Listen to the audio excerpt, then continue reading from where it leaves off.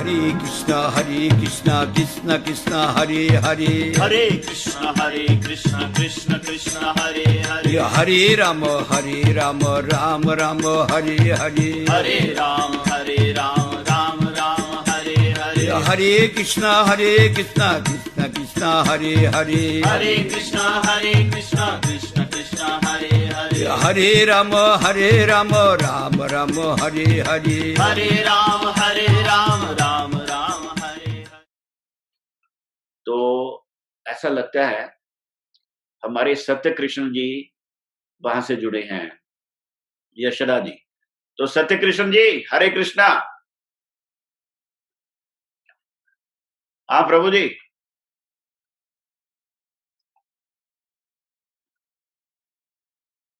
बोलिए, आप शुरू करिए।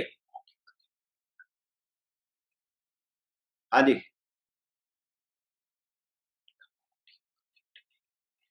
हेलो। हाँ ठीक है, बोलो। अच्छा, रेडी। ओम तिम्रान्धस्य ज्ञानाञ्जनशलाकया चक्षुरुन्मिलितं तस्मै श्रीगुरवे नमः। वाञ्छाकल्पतरुभ्यश्च कृपा सिन्धुभ्येव च पतितानां पावनेभ्यो वैष्णवो नमो नमः। हरे कृष्णा कृष्ण कृष्ण हरे हरे, हरे राम राम हरे हरे। सर्व वैष्णव चरण में से दंडवत प्रणाम करते हुए सबके हित की प्रार्थना करता सभी लोग प्रसन्न। मैंने जब मठ में नहीं आया था तो बॉम्बे में था। बॉम्बे में बिजनेस करता था, मंदिर में इस्कॉन मंदिर आता जाता था लेकिन अंदर नहीं जाता था। हमारे गुरु भाई था, उसको मैंने बोला कि मुझे थोड़ा मंदिर में ले चलो, मुझे भी मंदिर देखना है। फिर उसने मंदिर ले गया। मैंने स्वाभाविक रूप से उन लोगों को देखा। मैंने उससे पूछा माला वगैरह कैसे करते हैं। उसने बताया ऐसा वैसे से सिस्टम है ना। ठीक है, तो मैंने थोड़ा गया, माला खरीदा, तिलक खरीदा और उसका 16 माला किया। उसने बताया कि ऐसे ऐसे माला करते हैं। मैंने बैठ के पेड़ के नीचे 16 माला किया, फिर प्रसाद पाया और उस प्रसाद पा के आया। ऐसे ही करते रहा से 3 महीना मैं मंदिर में आता जाता रहा। उसके बाद मुलाकात हुआ मेरा मदन जी से। मदन जी हैं बॉम्बे में, उनसे मुलाकात हुआ। तो उन्होंने समझाया मुझे, 2 महीना समझाते रहे। फिर उसके बाद गुरु महाराज वहाँ पे परम गुरुदेव के सेंटिनरी उत्सव में जाने वाले थे, शताब्दी उत्सव था। तो उन्होंने बोला गुरु महाराज आ रहे हैं, तुम हरिनाम ले लो। मैंने बोला हरिनाम तो मैं कर रहा हूँ। बोला नहीं नहीं, ये तो हरिनाम नहीं है, ये तो सिर्फ अभ्यास के लिए है। हरिनाम गुरु जी देते हैं, गुरु जी के द्वारा हरिनाम होता है, ऐसे नहीं होता। तो मैं बोला गुरु जी कहाँ है? बोले अभी तो कलकत्ता में है, वो आने वाले हैं, 27 दिसंबर को आ जाएंगे और 2003 में। और फिर हरिनाम होगा तो उससे मैं तुम्हारा हरिनाम मैं करवा देता हूँ। बोला ठीक है। तो बोलते हैं चलो मठ में महाराज जी से मिला देता हूँ और नाम वगैरह नोट हो जाएगा तुम्हारा, तो फिर अच्छा होगा। तो गया, तो मैं था, एक लड़का और था, 2 जन का हरिनाम के लिए बातचीत करने के लिए गया। तो ज्योति माता जी थी, विशाल था और मदान जी थे। तो महाराज जी से बात की मदान जी, महाराज हरिनाम के लिए आए हुए हैं लोग और हरिनाम कराना है इन लोगों का। तो महाराज एक ही शब्द बोले कि जान ना पहचान तू मेरा मेहमान, ये मधुसूदन महाराज की वाणी था। तो पहले तुम मुझे जानो, एक साल ला करके फिर हम तुम्हें जानेंगे, फिर उसके बाद तुम्हारा हरिनाम होगा, उसके पहले हरिनाम नहीं होगा। फिर मेरे पॉकेट में माला था, माला लेके फेंक दिए। मतलब यार ये कैसे महाराज है, माला उठा के फेंक दिए। फिर उसके बाद जो है हमारी ज्योति माता जी बोलती है महाराज मैं इन लोगों की गारंटी लेती हूँ, आप हरिनाम में नाम नोट करो। फिर उन्होंने जो है विशाल के बोले कि विशाल तुम नाम नोट कर दो। फिर नाम नोट किए। 3 जनवरी 2004 को मेरा हरिनाम हुआ। उसमें 21 जन थे हम लोग का हरिनाम के एक साथ हुआ। कोई वहाँ पे बिल्डिंग में। तो हरिनाम लेने के 6 महीना बाद मैं हरिनाम लेने के बाद मदान जी ने मुझे चैतन्य चरितावली दिया पढ़ने के लिए। तो मैं चैतन्य चरितावली पढ़ कर के इतना मतलब वो भाव आया कि मैं रह नहीं पाया। 6 महीना कम से कम मैं पढ़ा और 3 महीना बॉम्बे में रहने के बाद मैं गाँव में आया। गाँव में रह कर के 3 महीना में जितने लोग था मेरे अंदर ये आ गया कि मैं अब घर में नहीं रहूँगा, मुझे मठ में जाना है।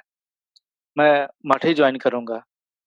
मतलब बिज़नेस वगैरह कुछ अच्छा लगता नहीं था, कुछ भी काम अच्छा नहीं लगता था। यही लगता था कब हम मठ में चले जाएँ, कब मठ में गुरुजी की सेवा में चले जाएँ। फिर मैंने घर छोड़ा। घर छोड़ने से पहले मुझे नेपाल में था बड़ी दीदी के घर पे, तो 1 महीना वहाँ पर था। जिस दिन मुझे वहाँ आना है, उस दिन 3:30 बजे रात को गुरु महाराज मेरे साक्षात रूम में आए और रूम पूरा उजाला हो गया और मेरे से बोलते हैं, "तू यहाँ क्या कर रहा है?" "मैं भटिंडा में हूँ, वहाँ पे कार्तिक मास चल रहा है, तुम मेरे पास आओ, तुम्हारा यहाँ रहने का स्थान नहीं है, तुम आ जाओ।"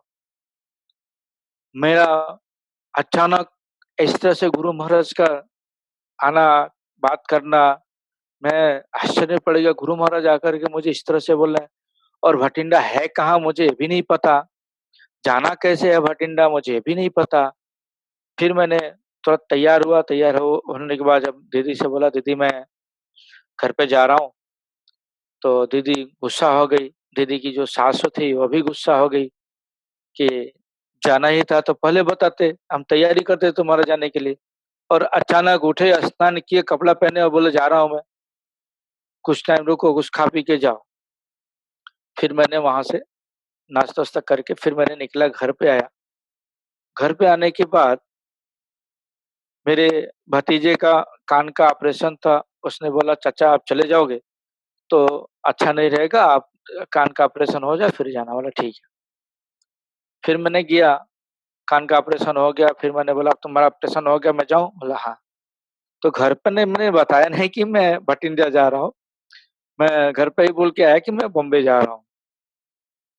फिर रात को मैं स्टेशन पे आया, शाम के टाइम, तो टिकट काटा भटिंडा का, ₹180 टिकट का लगा, लेकिन मुझे पता नहीं कि भटिंडा कहाँ है? कौन-सी ट्रेन जाएगी ये भी नहीं पता। पूछता हूँ तो पता लगा संपर्क क्रांति जाएगी। कब जाएगी वो भी बताए लोग। नहीं, कहाँ है बठिंडा, कौन से स्टेशन के बाद है, क्या है, कुछ समझ में नहीं आ रहा मुझे।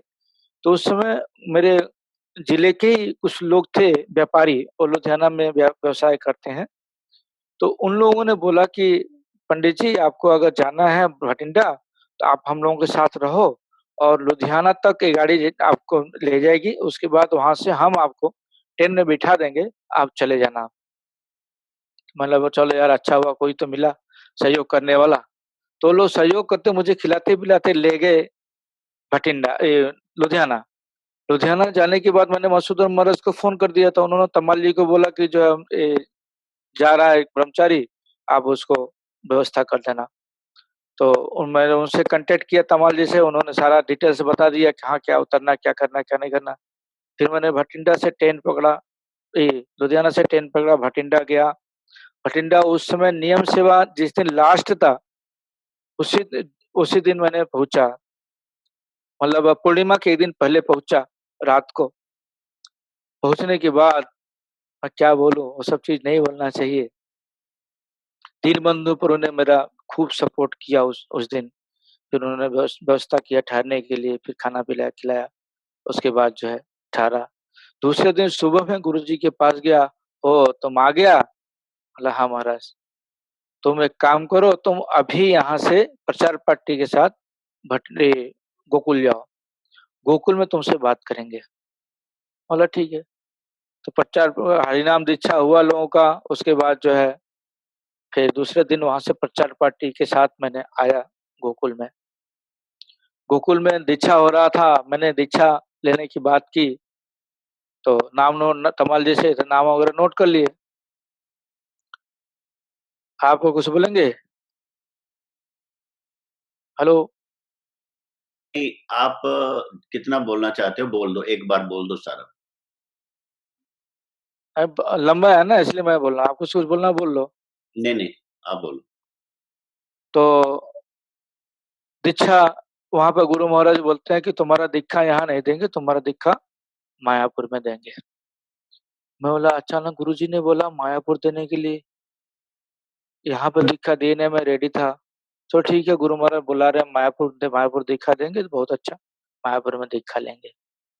फिर गुरु महाराज ने आदेश किया तुम प्रचार पार्टी के साथ बॉम्बे चले जाओ। बॉम्बे गया, बॉम्बे से फिर मैंने पठानकोट गया, पठानकोट से आया, यहाँ पे दीक्षा लिया, दीक्षा लेके फिर पठानकोट गया, पठानकोट से मैं गया बॉम्बे। बॉम्बे जाने के बाद वहां पर कार्तिक मास हो रहा था। गुरु जी की कितनी कृपा मैंने वहां पर देखा। जिस दिन कार्तिक मास स्टार्ट होगा, वह हम लोग मात्र 4 लोग थे, मधुसूदन महाराज, दशरथ प्रभु, शिवानंद प्रभु और मैं। मधुसूदन महाराज पैसे का कलेक्शन, दामोदर शिवानंद प्रभु का हिसाब किताब लिखना, दशरथ प्रभु का काम था नगर संकीर्तन वगैरह अटेंड करना, कहाँ क्या करना वो सब अटेंड कराना, और मेरा काम था मार्केटिंग, सारी डिटेल्स मार्केटिंग मेरे ऊपर डिपेंड था। और मधुसूदन महाराज बोले कि एक दिन पहले, 2 दिन पहले मेरे से बोले कि सत्य कृष्ण जो सब्जी देने की बातचीत किया था उसने मना कर दिया है। अब मैं कुछ नहीं जानता, तुम्हें मैं सिर्फ गाड़ी का भाड़ा दूंगा सब्जी लाने के लिए, तुम भिक्षा करके लाओ, जहाँ जैसे मर्जी वैसे लाओ, प्रचार पार्टी को पूरे कार्तिक मास का खर्चा तुम्हें संभालना है सब्जी का। मतलब यार मैं तो जानता ही नहीं यहाँ के बम्बई विषय में, कहाँ पर क्या है क्या नहीं है। फिर मैंने मुनि महाराज को बोला, मुनि महाराज बोले चलो देखते हैं। तो ऑफिस में गए, वहां पर गए सब्जी मंडी में, वासी में, वहां पर कोई मिला ही नहीं, सिर्फ सेक्रेटरी मिला, ऑफिस में मिला। तो सेक्रेटरी ने 2-4 नंबर दिया, फिर हमने आया मुनि महाराज को बोला महाराज कैसे जाएंगे, मुझे तो पता नहीं क्या क्या बात करनी है क्या नहीं बोलना है। तो उन्होंने बताया, फिर मैंने गया वहां पे, और सिर्फ 4 लोग, गुरु जी की ऐसी कृपा कि 4 लोग मुझे मिले जो पूरा महीना सब्जी दिए खाने के लिए। और ऐसी कृपा क्या बताऊं आपको कि 15 दिन मतलब 10 दिन 15 दिन किसी को पता नहीं लगा कि हम भिक्षा करके ला रहे हैं या खरीद के ला रहे हैं। ऊपर से हमारे कुछ गुरु भाई, एक जन गुरु भाई थे, वो गालियां दे रहे हैं, मैं दलाली कर रहा हूँ, ये कर रहा हूँ, वो कर रहा हूँ। फिर मैंने मधुसूदन महाराज को जाके बोला, मधुसूदन महाराज ऐसी ऐसी बात है, ना मुझे गाली दे रहे हैं। तो उन्होंने मधुसूदन महाराज जाके बोला, मधुसूदन महाराज बोलते हैं आपको पता है आज तक उसने सिर्फ मेरे से 250 रुपया लेके जाता है टैक्सी का भाड़ा सब्जी लाने के लिए, और उसने भिक्षा करके ला के आप लोगों को खिला रहा है, और आप मुझसे बोलो दलाल। इस तरह से गुरु महाराज जब तक गए नहीं थे तब तक तो मात्र 100 लोग थे। जब गुरुजी पहुंचे वहां पर तो 350 लगभग हो गए यात्री। अब जब हम देख रहे हैं कि इतने लोगों को सब्जी बेसी ऑर्डर कर रहे हैं देने के लिए, उन लोगों की माथा जो है खनक गया। अरे इतनी सब्जियां लेके जा रहे हैं कहाँ साधु है, कुछ कुछ तो गड़बड़ है।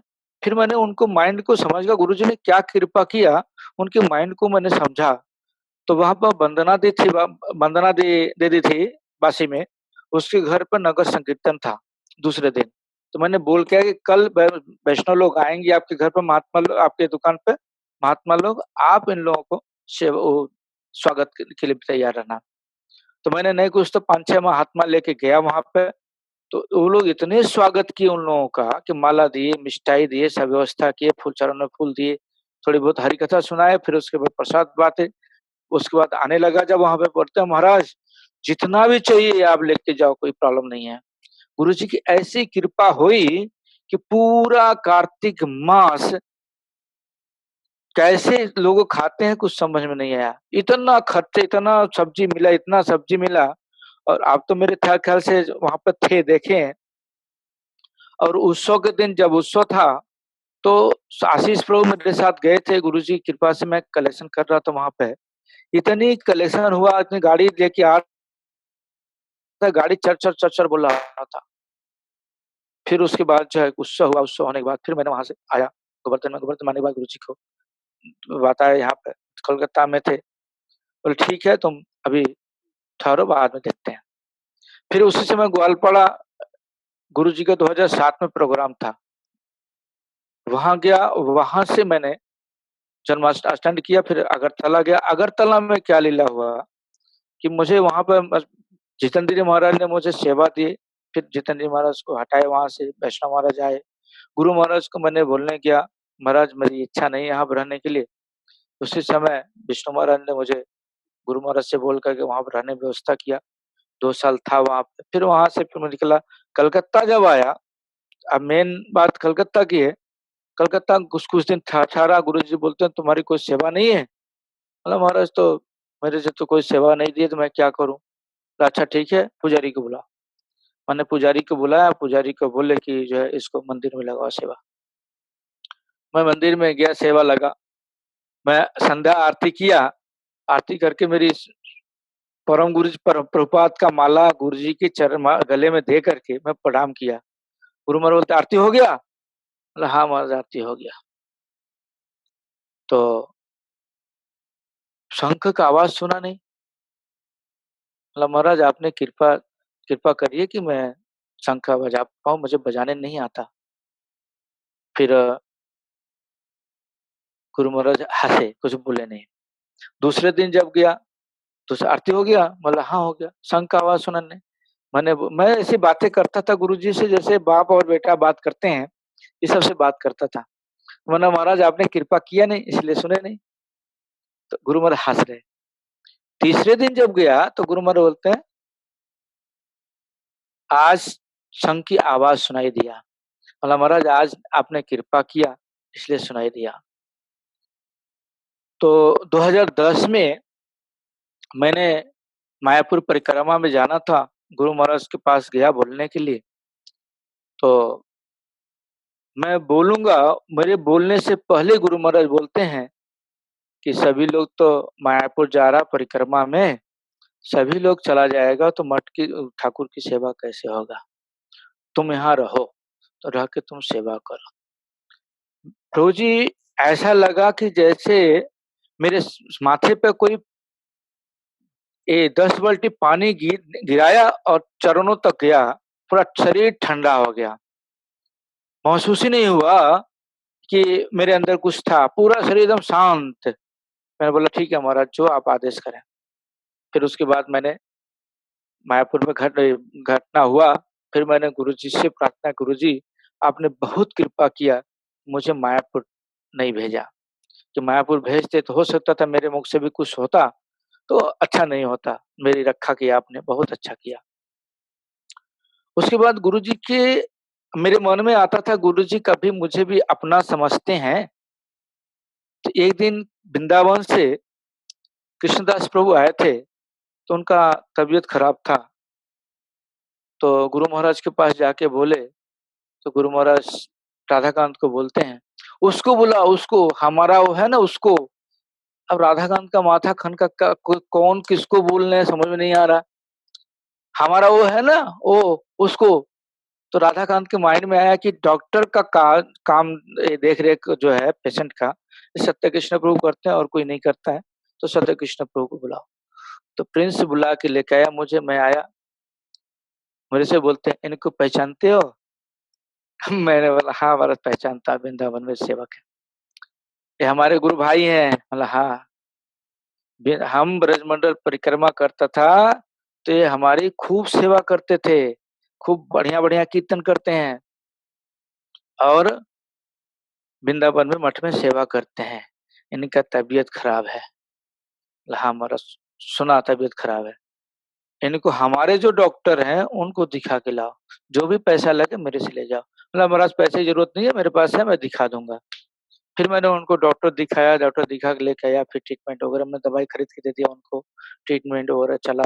फिर उसके बाद चले गए। सागर महाराज की सेवा में भी ऐसे ही हुआ, उनकी सेवा कर रहा था, उस लफड़ा हुआ सन्यासी महाराज से। सन्यासी महाराज ने गुरु महाराज को जाके बोल दिया कि वो खुद लेके आया सागर महाराज को। सागर गुरु महाराज हमारे ऊपर खूब गुस्सा हुए, प्रिंस जाके बोला ऐसी ऐसी बात है, गुरु महाराज तुम्हारे ऊपर गुस्सा हो रहा है, चलो। मैं गुरु महाराज के पास गया, गुरु महाराज ने मेरे ऊपर क्या गुस्सा, इतना गुस्सा हुआ। मैंने बोला महाराज मेरी गलती नहीं है, सन्यासी महाराज ने ही बोला था लाने के लिए, इसलिए मैंने लाया। तब गुरु महाराज शांत हुए। ऐसे ऐसे घटना बहुत है गुरु जी की। और मेरा जब ऑपरेशन हुआ था पेट का, तो गुरु महाराज ने पहले तो बोल दिया कि ऑपरेशन नहीं कराना, फिर मेरे से बोलते हैं कि तुम जाओ, मेरे डॉक्टर जो हैं एस.के. दास, उनको दिखाओ। उनको दिखाया, दिखाने के बाद डॉक्टर आए गुरुजी से मिलने के लिए, तो डॉक्टर से गुरु महाराज पूछे, मुझे भी बुलाए, पूछे इसका क्या होगा? तो डॉक्टर बोले महाराज एक छोटा-सा ऑपरेशन है, काट के उसको निकाल के सिलाई कर देंगे, कोई चिंता करने की बात नहीं है। फिर मेरे से बोले कोई चिंता करो नहीं, तुम जाओ ऑपरेशन कराओ। जिस दिन मुझे जाना था, उस दिन मैं गया गुरु महाराज से मिलने के लिए, महाराज मुझे भर्ती होना है आज। तुम गुरु वैष्णव भगवान को स्मरण करना, गुरु वैष्णव भगवान तुम्हारी रक्षा करेंगे। फिर मैंने गया ऑपरेशन के लिए, ऑपरेशन हुआ। किस प्रकार से ऑपरेशन हुआ, मैं अंदर ऑपरेशन रूम में सोया हूँ, डॉक्टर लोगों को तो पहचान नहीं पा रहा हूँ। तो जो मेन डॉक्टर था पल्लव घोष, वो आके बोलते हैं महाराज क्या डर लग रहा है? नहीं नहीं डर नहीं लग रहा है, सोच रहा हूँ। क्या सोच रहे हैं?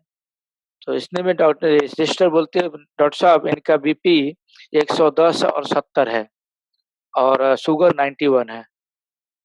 बोले इतना, जिसका ऑपरेशन होगा उसका बीपी और शुगर इतना कंट्रोल, ऐसा तो संभव नहीं हो सकता।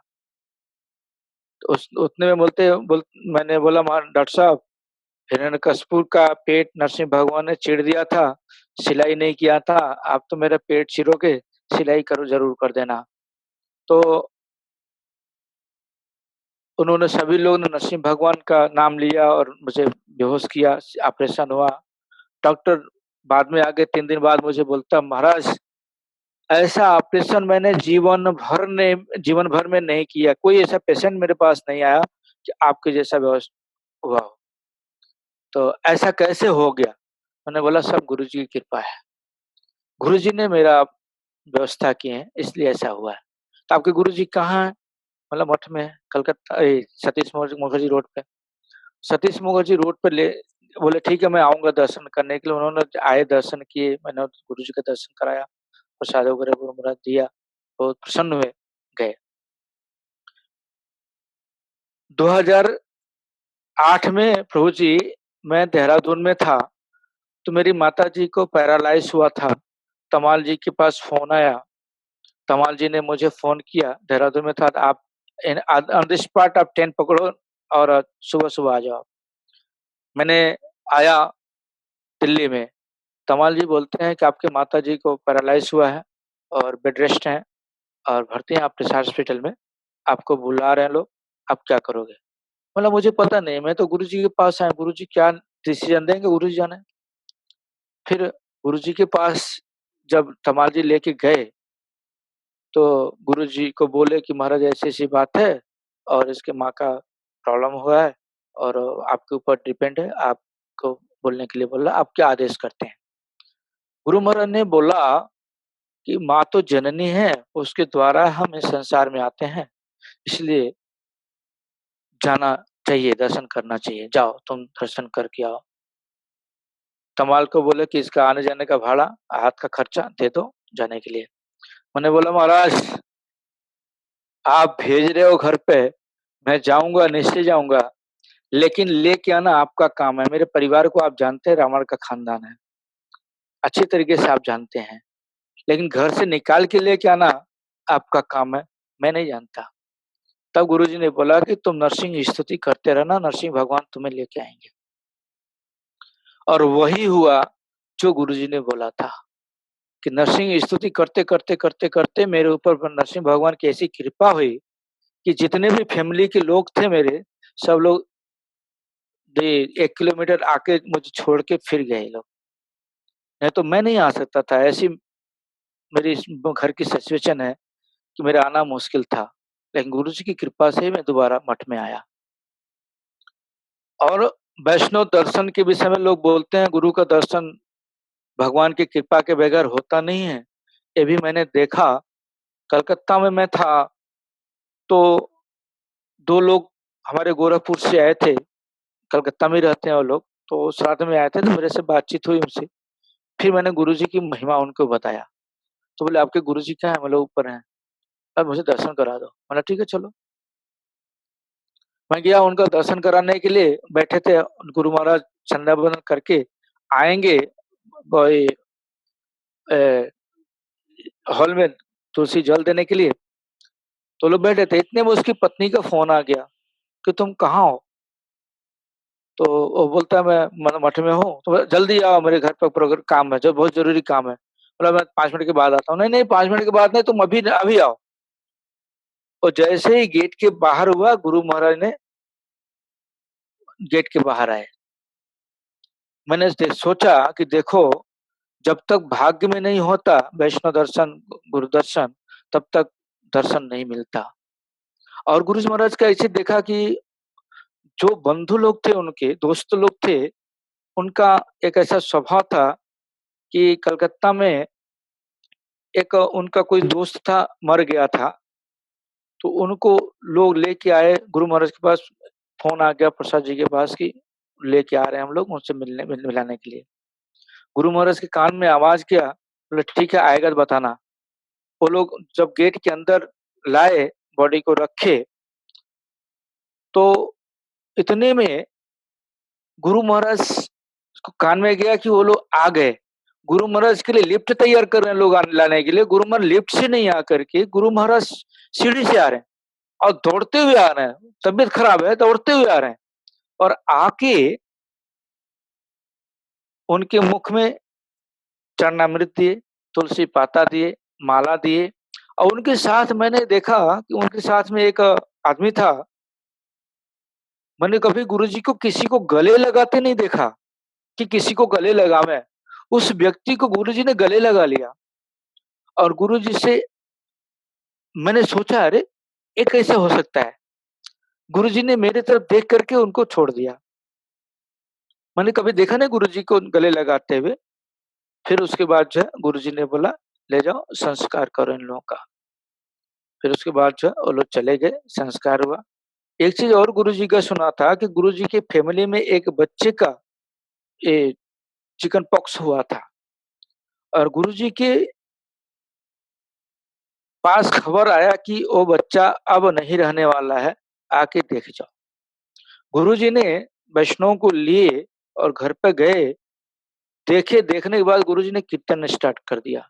1 घंटा गुरुजी ने नित्य कीर्तन किया। 1 घंटे के बाद उसके शरीर से, बच्चे के शरीर से कान के द्वारा पस बाहर आ रहा और बोलते हैं कि 1 घंटे के बाद वो ठीक हो गया बच्चा। मैंने आश्चर्य, गुरु महाराज के कीर्तन ऐसे था। कीर्तन सुनकर के कीर्तन किए और चला चिकन पॉक्स ठीक हो गया। और एक घटना गुरु महाराज की मुझे याद आ रहा कि दिल्ली में एक कैंसर स्पेशलिस्ट है माता जी, उनके घर पे मैं गया था। तो उन्होंने एक कीर्तन गुरु जी का महामंत्र लगाया था। तो बैठे-बैठे गुरु जी की बात चली तो बोलते हैं प्रभु, मैं जिस हॉस्पिटल में काम करती हूँ, कैंसर हॉस्पिटल में, मेरे टेबल पे गुरुजी का ये कीर्तन चलता रहता है, महामंत्र कीर्तन चलता रहता है। तो एक दिन एक झाड़ू लगा रही थी, एक आदमी झाड़ू लगा रहा था, तो कीर्तन सुन करके रो रहा है। रोते-रोते उसको बर्दाश्त नहीं हो रहा। आके बोलता मैडम वो कीर्तन बंद कर दो, मैं काम नहीं कर पा रहा हूँ। क्यों क्या हुआ? बोला ऐसा लगता है जैसे मेरा कलेजा फट जाएगा कीर्तन की आवाज सुन करके। ऐसे ऐसे दर्दनाक कीर्तन हमने कभी सुना ही नहीं। और गुरु महाराज ने 2012 में आसाम में गए थे, तो गुरुजी के साथ मैं भी आता जाता था। तो मठ में जानते हैं कैसी लीला होती है। तो प्रसाद जी को बोला जाने के लिए, गुरुजी के साथ। प्रसाद जी बोले कि मठ में लोग आपको लेके जाता हूँ तो लोग प्रॉब्लम होता है, आप मत जाओ, जरूरत पड़ेगा बाद में जाना। बोला ठीक है। तो मुनि महाराज थे, सब लोग चले गए गुरुजी के साथ। गुरु महाराज हरिनाम देंगे, 180 लोगों का हरिनाम है। खाता में नाम सबका नोट है। गुरुजी पूछते हैं कि कितने लोगों का हरि नाम है? बोले 180 लोगों का। हमारे पास माला कितना है? 50 माला है। तो इतने लोगों का हरि नाम है तो हम हरि नाम कैसे देंगे? बोला महाराज जितना है उतना दे देंगे, बाकी बात दे देंगे। नहीं, हम इसी समय दे के जाएगा, अब तुम माला मंगाओ। उसी समय प्रसाद फोन के नारायण प्रभु को, नारायण प्रभु ने वही मुझे बताया। मैंने प्रसाद जी को फोन किया। प्रसाद जी बोलते हैं कि आप इमीडिएट ट्रेन पकड़ो, किसी भी तरह से रिजर्वेशन करो और ट्रेन पकड़ो, आप 200 पीस माला लेके आ जाओ। मैंने गया, किसी तरह से टिकट वगैरह कंफर्म किया, 200 पीस माला लेके गया। रात को 1 बजे रात को पहुंचा। सुबह में गुरु महाराज बैठे थे। गुरु महाराज के पास राधाकांत बोलता, गुरु महाराज फ्री बैठे हैं, जाके मिल लो। फिर मैं गया गुरु महाराज के पास। गुरु महाराज बोलते तुम आ गया? बोला हाँ महाराज मैं आ गया। माला लाया? बोला हाँ महाराज माला लाया। कितना लाया? बोला 200 पीस लाया। बहुत अच्छा किया। परसों 180 लोगों का हरि नाम है, मेरे पास माला नहीं है, मुझे अब माला जप करना पड़ेगा। मुझे इतना दुख हुआ कि 180 नाम, 180 माला पर जप करते करते गुरु महाराज कितना टाइम जाएगा। तो ऐसा लगा कि मैंने आज गुरु जी की सेवा की है। गुरु जी प्रसन्न हुए मेरे सेवा से। उसके बाद गुरु महाराज ने बैठ करके मुझे कुछ उपदेश दिया। गुरु महाराज बोलते हैं कि इस जगत में जिससे तुम संबंध बनाओगे, जिसके ऊपर तुम आसक्ति करोगे, जिसके ऊपर तुम भरोसा करोगे, वही तुम्हें दुख देगा। ये संसार तुम्हारे रहने का स्थान नहीं है। तुम जितना जल्दी हो उतना जल्दी हरिनाम करके चले आओ, ऊपर चले जाओ, भगवान के पास चले जाओ।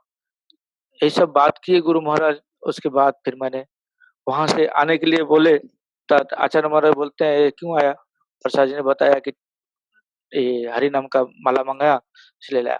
बस ठीक है भेज दो। तब प्रसाद जी ने मेरा टिकट किया। गुरु जी को बोला महाराज शाम को मुझे मेरा टिकट है जाने के लिए। ओ अभी नहीं जाना, जब तक मैं बोलूंगा नहीं। प्रसाद जी ने फिर टिकट कैंसिल किया। गुरु महाराज के आदेश से फिर मैं कलकत्ता गुरु जी के साथ आया। ऐसी बहुत सी घटनाएं हैं। आपको अगर कुछ बोलना हो तो बोल लो। प्रभु जी बहुत अच्छा लग रहा है। अभी हमारे ग्वालपाड़ा में गुरुजी के भतीजे हैं, वो वेट कर रहे हैं, वो भी बोलेंगे। अच्छा अच्छा तो आपको फिर दोबारा टाइम दे देंगे। अच्छा ठीक है ठीक है। पंचा गलबत पतितानां पावने वैष्णव। Thank you. हरे कृष्ण। अभी मैं प्रार्थना करता हूँ विजय लांबा जी से कि वो ग्वालपाड़ा में स्टार्ट करें अपना, और गुरु जी के जो शरीर से तो पूर्वाश्रम के भतीजा हैं, लेकिन शिष्य भी हैं। उनका दीक्षा नाम अभिमन्यु दास है। वो ग्वालपाड़ा में गवर्नमेंट स्कूल में पढ़ाते हैं और हमारे गोकुल जन्मस्थान की बहुत सेवा करते हैं। तो उनसे प्रार्थना है कि वो शुरू करें। वो एक्चुअली आपका वेट करते करते उन्होंने पता नहीं कहाँ चले गए, वो वीडियो उनका ऑन ही नहीं हो रहा। चक्षुरुन्मीलितं येन तस्मै श्री गुरुवे नमः। वंशाकल्पतरुभ्यश्च कृपा सिन्धुभ्येव च पतितानां पावनेभ्यो वैष्णवेभ्यो नमो नमः। हरे कृष्ण कृष्ण कृष्ण कृष्ण हरे हरे, हरे राम राम राम हरे हरे। सर्वप्रथम मैं भगवान के अभिन्न प्रकाश विग्रह भगवत ज्ञान प्रदाता श्री गुरुपाद पद्म शतकोटि दंडवत प्रणत हुए उनका अहित की कृपा प्रार्थना कर रहा हूँ। सभी भक्तगण के चरण में शतकोटि दंडवत प्रणत हुए उन सभी का अहित की कृपा प्रार्थना कर रहा हूँ। मुझे आदेश मिला है गुरु जी के बारे में बोलने को, लेकिन मुझे डर लगता है गुरु जी के बारे में बोलने से। फिर भी हरि कथा नहीं आता है मेरा भूल तो होगा ही, तो कोई भूल हो तो आप लोग मेरा अपराध क्षमा करेंगे, ये मेरा निवेदन है सबसे। तो 2007 में ग्वालपाड़ा में रामनवमी बहुत धूमधाम से मनाया गया। तो क्या हुआ उसके आगे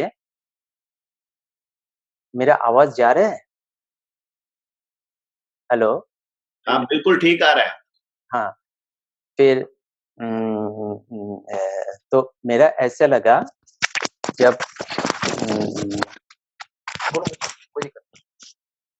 उसके आगे जब गुरुजी आया तो मेरा मन में ऐसा हुआ जे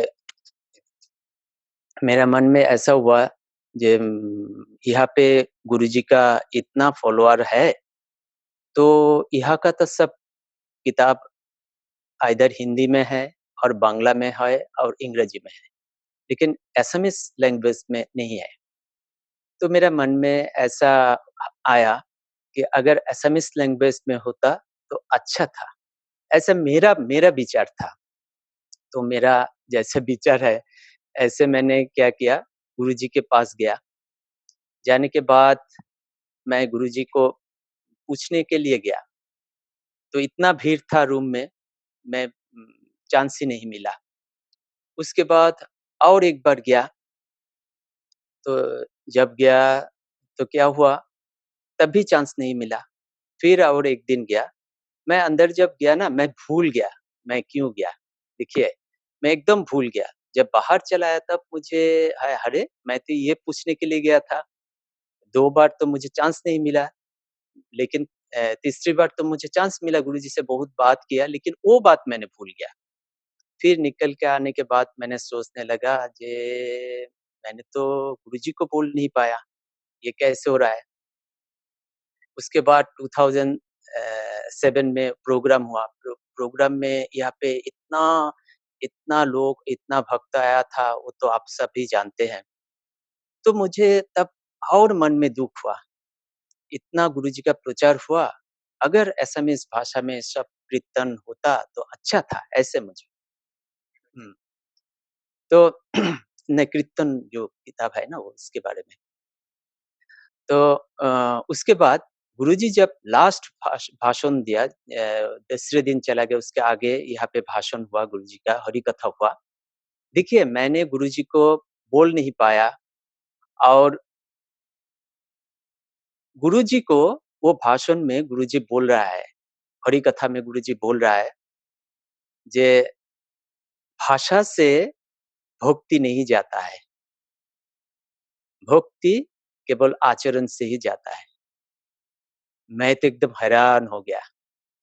मुझे ऐसा लगा जी मैंने जो जो मेरा मन में प्रश्न था, वो मैंने इतना दिन से मन में रख दिया, गुरुजी को बता भी नहीं पाया, लेकिन गुरुजी उसका ठीक-ठाक उत्तर दे दिया। तो उसके बाद और मेरा ऐसा हुआ जे अभी मन से कोई बात आया तो गुरुजी तो बताने का कोई ज़रूरत ही नहीं है। और एक बार क्या हुआ, ये बड़ा मठ में मुझसे कोई सेवा ठीक से नहीं हो रहा था। मेरा बीमार भी था, ऐसा था। तो मैंने तब तब गुरुजी बात नहीं करता था। कलकत्ता में जाके देखा गुरुजी सिर्फ़ सिर्फ़ अशुस्तो लीला में है, सिर्फ़ सबको देखता है लेकिन बात नहीं करता। पहले तो जाने से ही सबका बात पूछता है, ग्वालपाड़ा में मठ कैसा चल रहा है, जन्म स्थान में गेस्ट हाउस कैसा है, सब के बारे में। लेकिन कुछ नहीं तो बोला, तो मैंने तो गुरुजी को देखा, प्रणाम किया, चला आया। फिर ग्वालपाड़ा मठ में मेरा कोई सेवा मुझसे ठीक से नहीं हो रहा था। मुझसे ठीक से नहीं हो रहा तो मेरा मन में थोड़ा दुःख भी हुआ, जे मुझसे नहीं हो रहा है। तो मैंने क्या किया, मेरे मन में ऐसा आया, तो मैंने तो कोलकाता गया था, तो गुरुजी गुरुजी बात नहीं करते हैं, फिर भी गुरुजी के सामने बोलने से अच्छा था। ये मन में सोच के ग्वालपाड़ा मठ में गुरुजी का जो भजन कुटीर है, वहाँ पे गुरुजी का अलख है। अलख के पास जाके मैंने मेरा मन की बात गुरुजी को बोला। लेकिन मेरे मन में ये द्विधा था, जे कलकत्ता में बोलने से अच्छा था, ये मेरे मन में था। ऐसे बोला, बोल के चला आया, घर चला आया। तो 2 दिन बाद मैंने भूल गया, एकदम भूल गया, क्या बोला कि क्या किया। 2 2 या 3 दिन के बाद एक फ़ोन आया मेरे पास। फ़ोन में मुझे बोल रहा है, ऐसा-ऐसा-ऐसा तुमको ऐसा-ऐसा-ऐसा करने को बोला है। तो वो बात सुन के मेरा ऐसा हुआ, जे मेरे मन में बहुत दुःख हुआ है। कलकत्ता से ऐसे बात क्यों हम अब ऐसे बात क्यों आया है? ऐसे मेरा मन में बहुत दुःख हुआ। लेकिन कुछ समय बाद जब मैं क्या हुआ, मैं चुपचाप बिस्तर पे लेटा था, तब रात 10:30 10:30 या 11 ऐसा होगा। तो मैंने चुपचाप लेटा था। 2-3 मिनट के बाद मेरे मन में आया, अरे! मैं तो 2 दिन आगे गुरुजी को यही बताया था और गुरुजी ने तो आज 2 दिन बाद हमको वही उसका ही सॉल्यूशन दिया। तो इतना आनंद हुआ क्या बोलूँ, कि मेरा जो गलतफ़हमी था, जो मेरा दुःख हुआ, दुःख सब चला गया। फिर मैं इधर-उधर इसका-उसका फ़ोन नंबर ढूँढने लगा, लेकिन इतना रात हो गया, 11:30 बज गया, तो मैंने और कुछ नहीं किया। तो दूसरे दिन मैंने मठ में गया, फ़ोन नंबर लिया, सबसे बात किया। लेकिन मेरा एक चीज़ उसके बाद लगभग 2-3 महीने के बाद एक चीज़ मेरा मन में आया। मैंने ग्वालपारा मठ में गुरुजी के आलख्य के सामने बोला, गुरुजी को समझ में आ गया। गुरुजी हमको उसका सॉल्यूशन दे दिया। उसके बाद मेरा समझ में ऐसा आया, जे 2-3 दिन क्यों लिया गुरुजी ने? क्योंकि मेरा पूरा विश्वास नहीं था। मेरे मन में ऐसा चल रहा था, जे अगर मैं गुरुजी के सामने बोलता तो अच्छा था। इसका मतलब है गुरुजी का जो ग्वालपारा में अलख्य है और कलकत्ता में गुरुजी है, मैंने दोनों में फ़र्क समझा। इसीलिए शायद ये 2-3 दिन गुरुजी ने लगाया, कि तुम्हारे मन में तो विश्वास नहीं। वाञ्छाकल्पतरुभ्यश्च कृपा सिन्धुभ्येव च पतितानां पावनेभ्यो वैष्णवेभ्यो नमो नमः। अभी हमारे अभिमन्यु प्रभु बोल रहे हैं गुरु महाराज जी की लीला, लेकिन मेरी इच्छा है कि अभी आप 15 मिनट और बोलें। अभी बात शुरू ही हुई है, 10-15 मिनट और बोल सकते हैं। क्या क्या बोलूँ? हुँ, अच्छा, और एक हम बोल सकते हैं। एक बार क्या हुआ, वात्सरिक उत्सव हुआ ग्वालपारा में। हाँ, एनुअल फंक्शन जो होता है ना, फ़ेब्रुअरी महीने में, फ़ेब्रुअरी या जनवरी में होता है। तो हुआ, तो मठ रक्षक था भक्ति निलय बृहस्पति महाराज। तो महाराज जी ने तो गुरुजी के सेवा में गुरुजी के साथ था। तो हम लोगों ने यहाँ पे सब भक्तों ने यहाँ पे जो मठवासी है सभी ने सब कुछ किया। तो क्या हुआ, हमारे पास इतना पैसा नहीं है। तो जो मठवासी है वो लोग सब आके मुझे बोला, ये मठ में तो कलेक्शन भी ज़्यादा नहीं हुआ, पैसा भी नहीं है।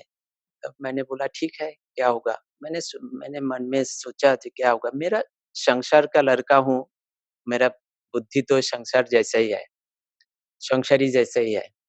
तो मैंने पहले तो बहुत घबरा गया, ये क्या हो रहा है? कैसे होगा? ये क्या होगा? तो कोई मठ के कोई ब्रह्मचारी ने मुझे बताया, देखो ये गुरुजी का मठ है, गुरुजी चलाएगा। तो उस प्रभु का बात के बाद मेरा मन में ऐसा हुआ, लो कुछ तो होगा। फिर मैंने क्या किया, बाज़ार में गया, सब दुकानदार को सबको बोला, ये मेरा उत्सव है, उत्सव के लिए जितना कुछ चाहिए आप लोग दीजिए, उत्सव के बाद हम सब पैसा दे देगा, ऐसे बोला। तो एक बात तो है, मैं गया इसलिए इतना इफ़ेक्ट नहीं हुआ, क्योंकि मठ के कोई मठवासी जाता तो शायद वो लोग ऐसे ही दे देता, फिर भी दिया। तो उत्सव हो गया, बहुत अच्छी तरह से हुआ। महाराज जी, गुरु जी आया, बृहस्पति महाराज जी आया, सभी ने आया। तो उत्सव तो बहुत अच्छी तरह से हो गया, सब कुछ हो गया। मैंने किसी को कुछ नहीं बताया। तो उत्सव के बाद अ, कैसे देना है पैसा मैं सोच रहा था। उसके बाद जो वो प्रणामी बॉक्स होता है ना, वो प्रणामी बॉक्स मैंने खोला। ग्वालपारा में प्रणामी बॉक्स में इतना नहीं पैसा नहीं आता है। यहाँ पे जो भक्त लोग का जो आता है वो थोड़ा-थोड़ा देता है, ऐसे चलता है। मैं तो प्रणामी बॉक्स खोल के एकदम हैरान हो गया, क्योंकि वो वार्षिक उत्सव में जितना मेरा खर्च मठ का खर्चा हुआ था, सभी पैसा देने के बाद भी बहुत रुपया हमारा हाथ में रह गया था। तो उसके बाद देखिए मठ में जो रहता है ना ब्रह्मचारी लोग, उनका सोच कैसा है। उसके बाद मैंने वो प्रभु को जाके मैंने दंडवत किया और बोला, "प्रभु जी, आप लोगों को तो विश्वास बहुत ज़्यादा है, मैं तो डर ही गया था। लेकिन अभी देखा आप लोगों को जो बोलता है ना उसको मन में अगर बैठा लिया जाए, पकड़ लिया जाए तो सब कुछ संभव है।" अ, और क्या बोले प्रभु जी? आप जिस जगह पे बैठे हैं गुरुजी का बर्थ प्लेस, हाँ, इसके बारे में बताइए। ओह! अच्छा। बर्थ प्लेस में जब यहाँ का ये मंदिर बनने का पहले जो आधारशिला होता है ना, पहले फाउंडेशन। पूजा होता है फाउंडेशन के लिए पूजा होता है, तो वो हो रहा था पहले दिन। तो मैं आया था, मेरा मम्मी मेरे साथ आया था। तो क्या किया, मैंने आके देखा गुरुजी तब तो ऐसा नहीं था, थोड़ा हिल है ना, थोड़ा स्लैंटिंग है। वहाँ पे एक जगह पे हमारा लुम्बा लुम्बा अंकल जी उन्होंने गुरुजी को एक चेयर पे बिठाया। तो मैंने दौड़ते हुए ऊपर आया, मेरा माताजी भी आया साथ में। तो मैंने जाके गुरुजी को प्रणाम किया, मेरा माताजी भी प्रणाम किया। तो गुरुजी पहले मुझके हम लोगों को देख के ऐसा इतना अच्छे से ऐसा उनका फेस हो गया ना, मैं क्या बताऊँ, एकदम जैसे ये सान होता है ना, सूरज होता है, ऐसा चमकने लगा गुरुजी का। फिर उन्होंने फिर उन्होंने हमको बुलाया पास, बोला, "तुम कभी सपनों में भी सोचा है, ऐसा होगा?" ऐसे मुझे बोला। तो मैंने बोला, "नहीं।" तो उसके बाद गुरुजी हँसने लगा। उसके बाद क्या हुआ, वहाँ पे फाउंडेशन का जो कुछ हुआ, सब कुछ हुआ। उस उनके होने के बाद गुरुजी वहाँ पे कीर्तन करने लगा। जब कीर्तन किया गुरुजी, इधर से उधर जाने लगा, इधर से उधर। मैं तो देख के हैरान हो गया। इससे हिल ये पहाड़ के ऊपर ऐसे गुरुजी इधर से इधर आया और मैं तो एकदम ऐसा बोला जी, इसके गुरुजी इतना ये तो हील है, यहाँ पे भी ऐसा कर रहे हैं। फिर क्योंकि मैं सभी भक्तों को ये बताना चाहता हूँ, मेरा सोच जैसा है ना, मैंने वैसे ही देखा। मेरा सोच तो ऐसे ही है। तो उसके बाद मेरा समझ में आया जे अरे! देखिए गुरुजी जो बोला तुम्हारा स तुम कभी सोचा ऐसा होगा? उसके बाद वो इतना बड़ा मंदिर हो गया। और एक बार हुआ और एक एक एक वो तो सबसे अच्छा है। या बड़ा मठ में हमारा तब गेस्ट हाउस नहीं बना। बड़ा मठ में जो गेस्ट के रहने के लिए जो मकान बना ना बहुत बड़ा, तब वो नहीं था। तो गुरुजी आया, आने के बाद सब है। गुरुजी एक दफ़े ऐसे हमको बोला, "अंदर में सब भक्त लोग कैसे रहते हैं, हम देखेगा।" तो मैंने बोला, "ठीक है, चलिए।" तो देखने लगा। देखते-देखते ऐसे सब कुछ देखा। बोला, "यहाँ पे हरिनाम ये रूम पे हरिनाम दीक्षा होता था, यहाँ पे ऐसा होता था, ये सब बोलने लगा। उसके बाद मुझे बोला, "जे अभी भी भक्त लोग ऐसे रहते हैं?" क्योंकि हमारा जैसा हम इतना अच्छी तरह से अरेंज नहीं किया, लेकिन भक्त लोग वहाँ पे भी रह रहा था। तो गुरुजी का मन में थोड़ा दुःख हुआ, मुझे ये फ़ील हुआ, जे अभी भी ऐसे रहते हैं? तो मैंने बोला, "हाँ, तो हमारे पास तो ये बिल्डिंग भी अच्छा नहीं है, ऐसे ही रहता है, जो है।" तो मैंने क्या किया, उसके हो गया वार्षिक उत्सव हो गया, एनुअल फंक्शन। उसके बाद मैंने थोड़ा थोड़ा ठीक किया, थोड़ा कुछ खरीद के लाया, तो ठीक किया। लेकिन मेरा फिर गुरुजी के जाके मैंने बोला, जे यहाँ पे जो मठोबासी रहता है, वो बिल्डिंग भी अच्छा नहीं है। तो गुरुजी बोला, "हाँ।" तो उसको हम बिल्डिंग बनाने से तो अच्छा था।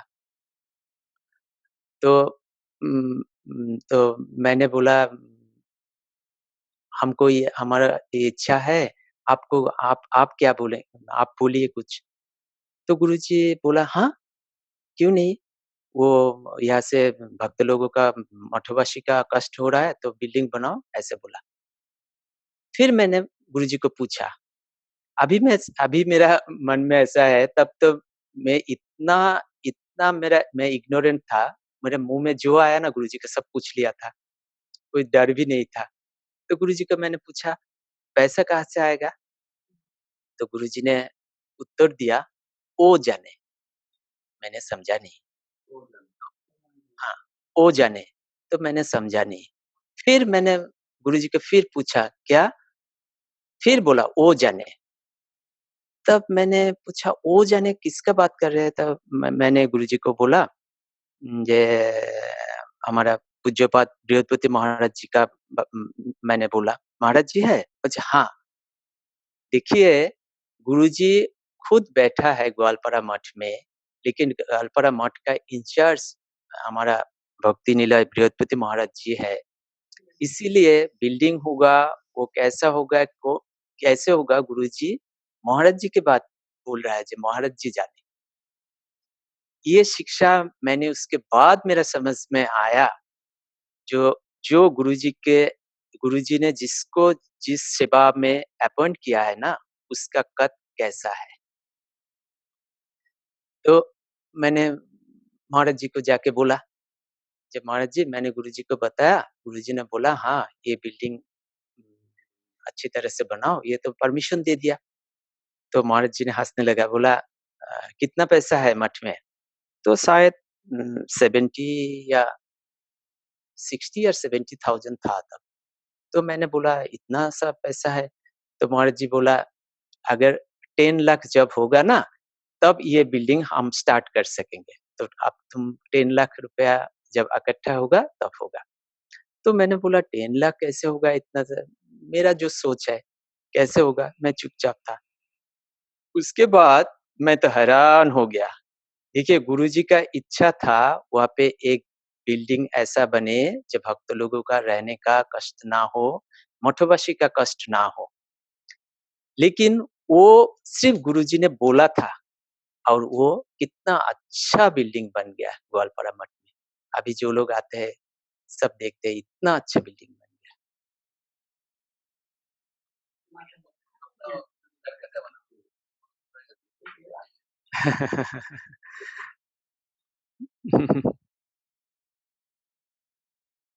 हाँ, प्रभु जी। और कुछ कहेंगे? और तो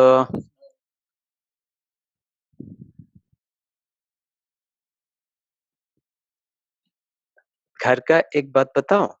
हाँ। जब गृहस्थ लीला में था, हुँ, श घर में था गुरुजी। हुँ, एक दफ़े क्या हुआ, देखिए गुरुजी जब गुरुजी का जब क्रोध होता है ना, आप लोग देखेंगे कोई तो गड़बड़ है, नहीं तो क्रोध नहीं करता। तो ये मैं घर के बारे में बोल रहा हूँ। जब संसार में था गुरुजी हमारा घर में था, उस दिनों के बाद। मंदिर के बारे में मेरा कोई अनुभव, कोई एक्सपीरियंस नहीं है, इसलिए मैं बोल नहीं सकता।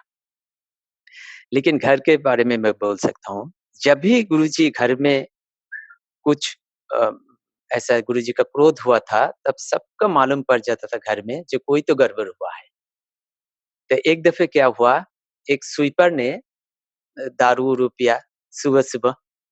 उनका स्वीपर का बीबी को बहुत पीट रहा था, हमारा वो घर का सामने ही। हाँ, रास्ते में ही पीट रहा था। तो ऐसा गुरुजी का स्वभाव ऐसा है, जब घर में था, सब चुपचाप रहता था। कोई फैमिली मैटर में इंटरफेयर करना, किसी से साथ ज़्यादा बात करना, ऐसा नहीं था। पढ़ाई करना और चुपचाप रहता था। कोई काम करता था, यही। तो देखा, सबने सुन रहा है, गेट के बाहर कोई औरत चिल्ला रहा है और कोई उसको मार रहा है। तो किसी ने आके बोला, जे एक स्वीपर ने वो उसका बीबी को ऐसे दारू-वारू पिया, बीबी को मार रहा है। गुरुजी इतना गुस्सा हो गया और दौड़ के गेट के बाहर गया। तब गुरुजी स्टूडेंट था। तो वो स्वीपर क्या हुआ, गुरुजी को देखते ही भाग गया वहाँ से। तो एकदम भाग गया। तो मेरे पिताजी कहा करते थे, देखो वो तो एकदम शांत था, लेकिन घर में भी कोई कभार क्रोध किया, लेकिन वो क्रोध का हम लोगों का उसके बाद पता चला जे उसका कितना ठीक था। और एक बार क्या हुआ, वो बैराकपुर में 1946 तब, तो बैराकपुर में हमारा दादाजी, हमारा बुआ, पिताजी, गुरुजी सब एक एक एक घर में रेंटेड हाउस में रहता था। तो मेन जो रोड है, हाँ, जो रोड है ना, वो रोड के ऊपर ही है मकान और उसके बाहर एक बड़ा बरामदा है। उसमें क्या है, कोई ये फेंसिंग भी नहीं है, कुछ नहीं है, ओपन है। तो 1946 में बंगाल में रायट हुआ था। जब रायट हुआ, क्या हुआ, जो अ, ब्रिटिश आर्मी था, वो लोग आके क्या किया, ये हमारा दरवाजे में नॉक किया रात को। जब नॉक किया, तो मेरा एक एक बुआ का उम्र तब 17-18 साल होगा, एक का उम्र 14 साल होगा और 3 छोटा है। जिसका जो जो लोग 14 और 18 साल का, वो 2 बुआ तो फेंट हो गया डर के मारे। तो मेरे दादाजी भी था घर में, मेरे पिताजी भी था, गुरुजी भी था। तो जब देखा 2 बहन फेंट हो गया डर के मारे, तो गुरुजी ने क्या किया, एक डंडा लिया हाथ में और एक एक टूल था, वो लेके दरवाजे के सामने बैठ गया। बैठ के सबको अभय देने लगे, सभी बहनों को। मैं हूँ ना, तुम लोग चुपचाप विश्राम करो, हम देखेगा। बोल के सारा रात ऐसे बैठे रहा गुरुजी।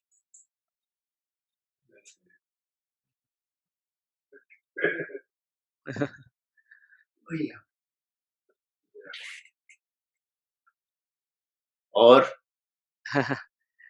और तो ठीक है प्रभु जी, आप बोलिए। वांछा कल्पतरुभ्यश्च नहीं, कृपा अभी सिंधुभ्यः।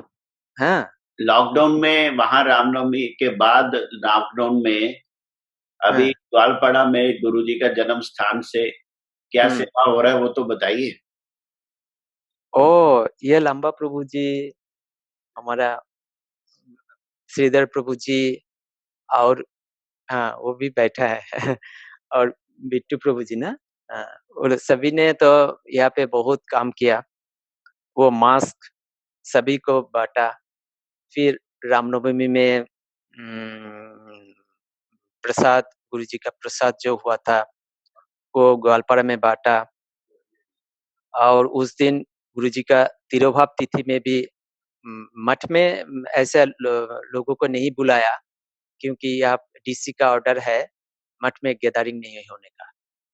इसीलिए प्रभु लोगों ने सब प्रभु जी ने सबको साथ के लेके सभी घर में गया और प्रसाद दिया। वो डिस्टेंस भी मेंटेन किया, मास्क भी पहना, जो गवर्नमेंट का जो रूल है वो भी मेंटेन किया और ऐसे दिया। और कोई बिस्कुट बिस्किट और क्या दिया?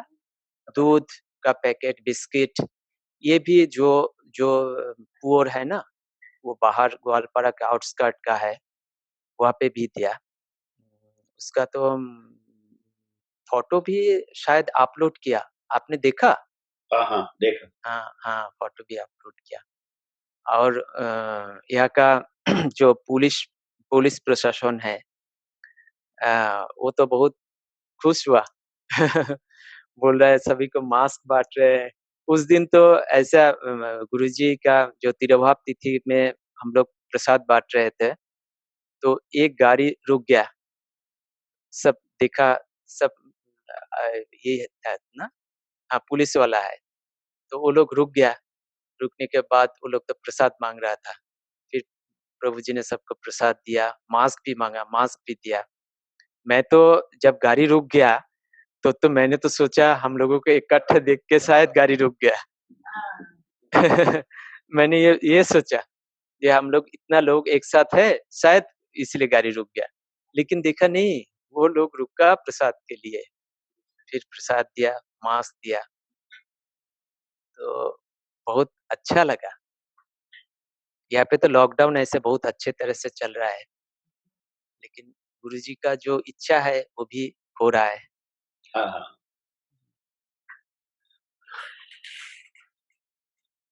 तो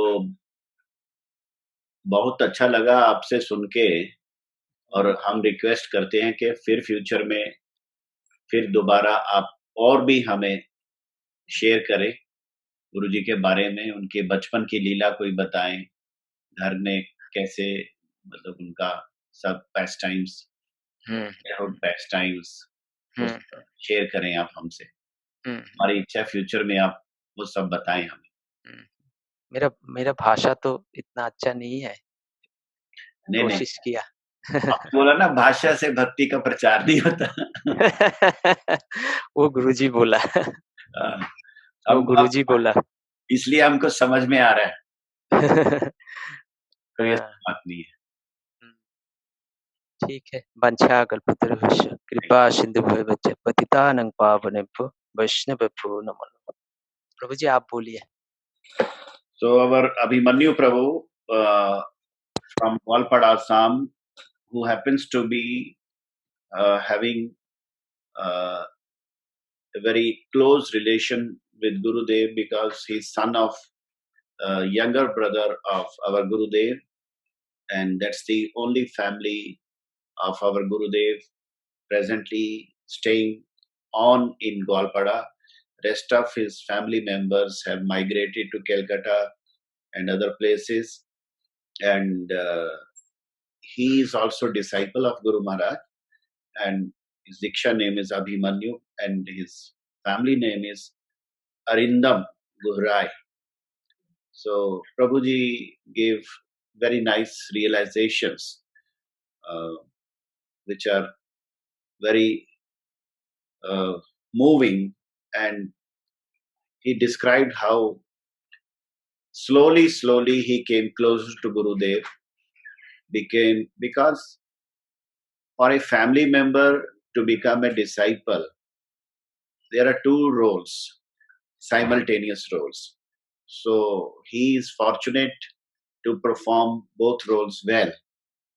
So he explained everything very nicely. He said in 2007, when the event of Ramnavami Vyas Puja organized in Gwalpada in a very big way, he had the desire to publish a book in SMEs.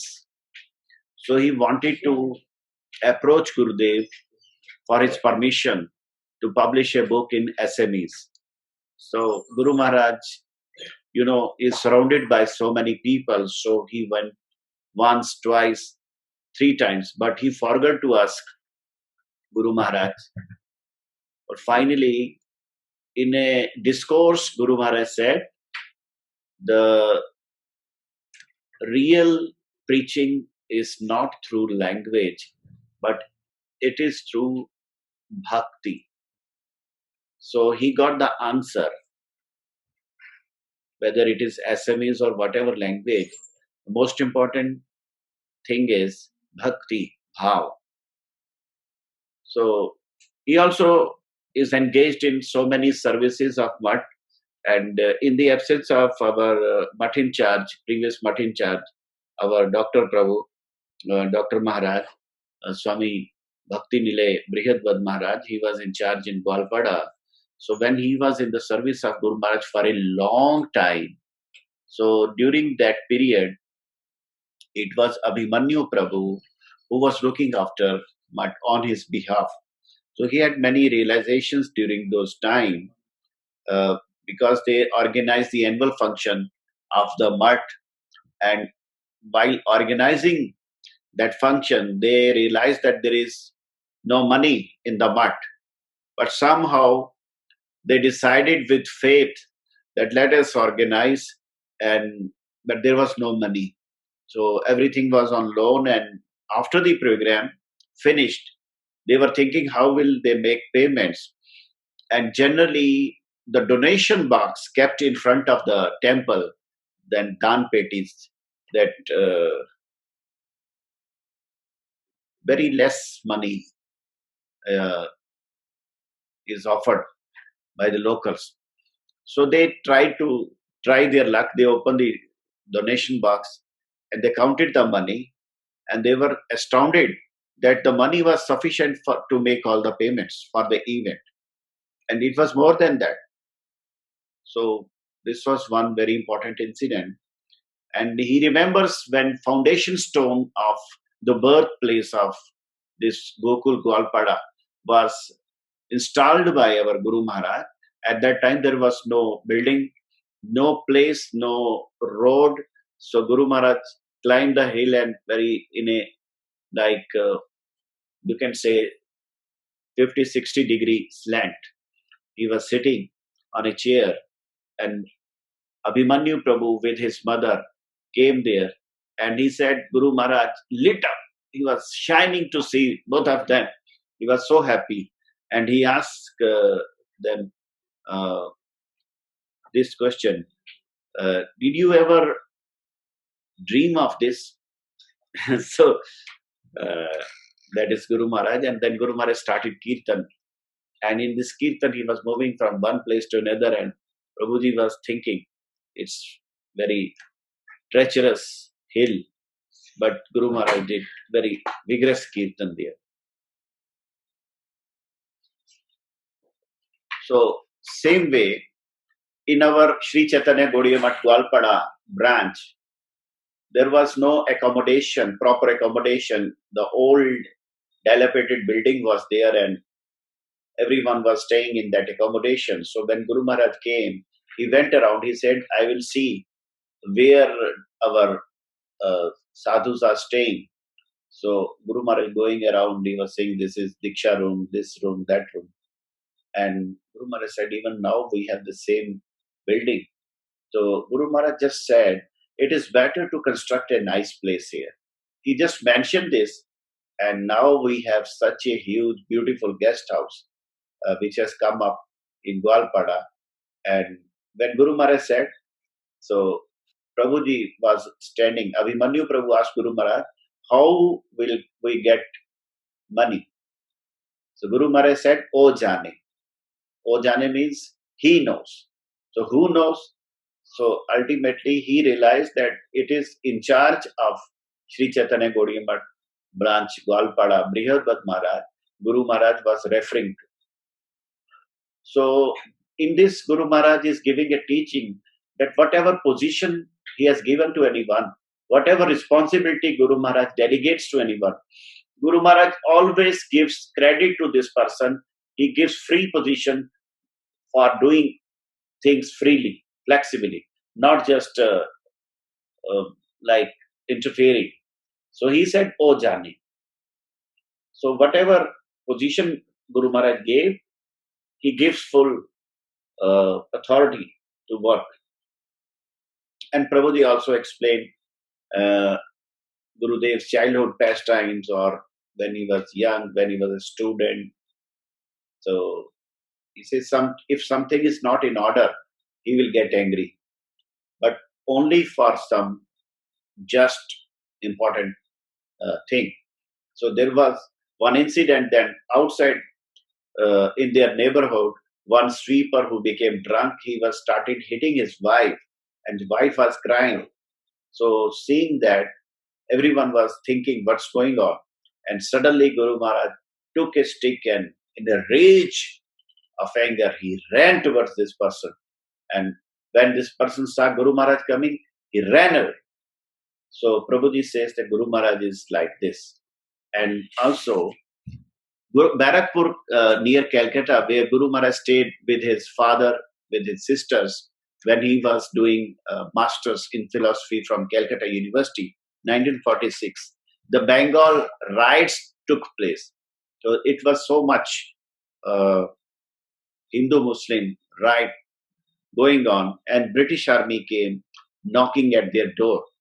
So the young sisters of Guru Maharaj were so full of fear that they fainted. But then Guru Maharaj took a stick in his hand and took a stool and sat outside the gate and said, "Don't worry, I'm here. Main hu na. I will see." So all night Guru Maharaj was there. So this is how our Abhimanyu Prabhu has started, and we are very happy that he participated, and we are thankful to him for sparing time. But we are not satisfied with what he has said. We want more. I will request him to come again and speak more. तो हरि अनंत हरि कथा अनंता। लेकिन आज की पूरी कथा का जो तात्पर्य है, गुरु जी ने कहा मैं हूं ना, बस इसको याद रखने का, मैं हूं ना, गुरु जी हैं। वांछा कल्पतरुभ्यश्च कृपा सिंधुभ्यैव च पतितानां पावनेभ्यो वैष्णवेभ्यो नमो नमः।